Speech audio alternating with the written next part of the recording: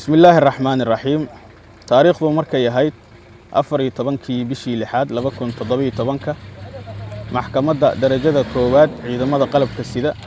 وحي أفريستي دعوة عقابات كيلو هيستي ايدي سنة دبل حوق أحمد عبد الله عبد عيديك صدني أفرجرة إنا نظيفة فارح عبد كل شيء الجدود كترسن عيدا كبد حوق دلك الصومالية kaasoo xafiiska xeer ilaalinta ciidamada qalabka sida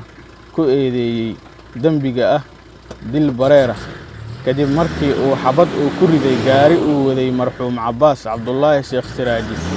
oo ahaa wasiirkii howlaha guud iyo dib u dhiska xukuumadda federaalka Soomaaliya ay wajiga kaga dhacday sidaasna uu ku geeriyooday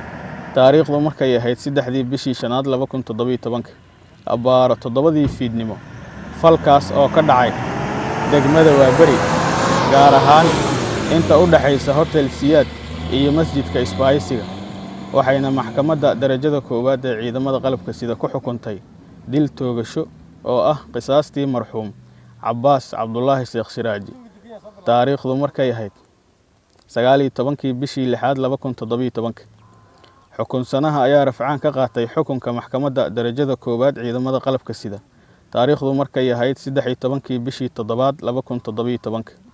waxayna maxkamadda sare ee ciidamada qalabka sida mar labaad ku xukuntay rafcaan laha dil toogasho taariikhdu markay ahayd 29 bishii toddobaad 2017 maanta ay taariikhdu tahay 22 bishii tobanaad 2022 waxaa lagu fuliyay xukunkii dilka ahaa wabillahi tawfiiq